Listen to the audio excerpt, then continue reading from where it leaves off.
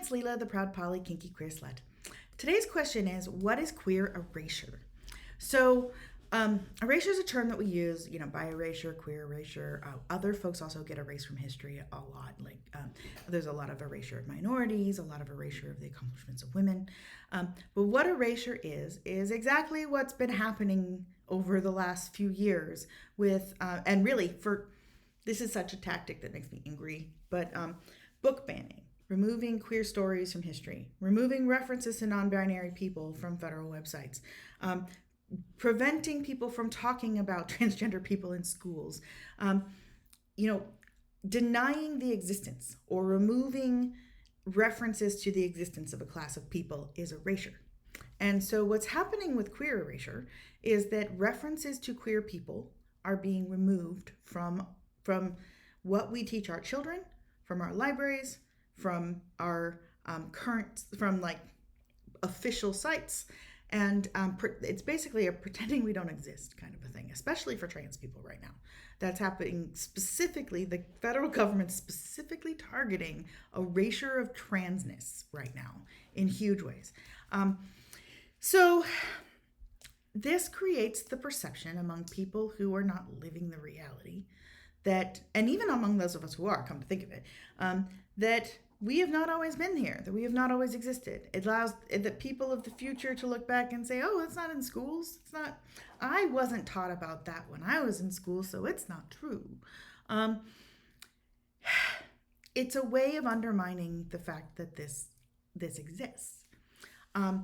And it's frankly the result of just phobia, a bunch of people being afraid that if you give people information that they're going to believe. I don't even know. I mean, honestly, I'm going to stop that right there. I don't even know why people are so afraid of this. I don't get what's so scary about a person being queer. I don't. But clearly for a lot of people it is.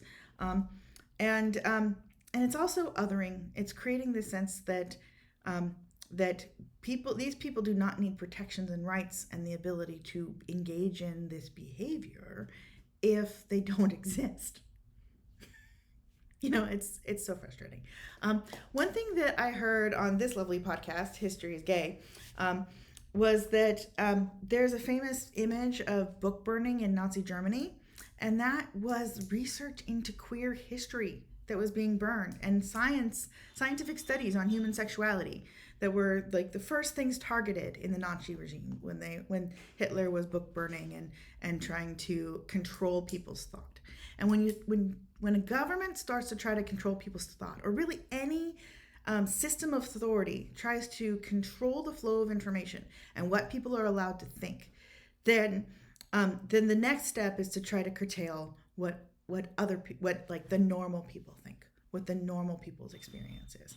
And it's very much a lesson of history that gay bashing and queer erasure and discrimination against people who are other, who are outside the norm, is linked very, very closely with racism, with atrocities, with fascism.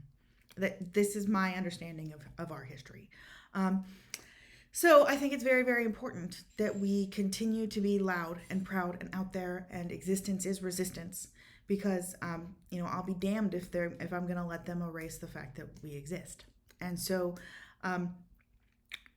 yeah, it's important for me. It's important for me, for my kids, for my grandkids. I don't have grandkids, but my future grandkids, for posterity, that when people look back at today, that they see the research that is being uncovered today about our history, that they see the documentation of bias that was previously interpreting that queer people weren't in ancient cultures, and now we're seeing that they are, but also that today, here and now, I want people to learn in school that people are queer and that is a normal state of humanity, and to frankly stop having being gay be such a big deal, because it would be really awesome if it were just like a normal part of our everyday life. And yeah, sure, I can tell you that I'm bisexual, but it's really no more important than the fact that I don't particularly like chocolate.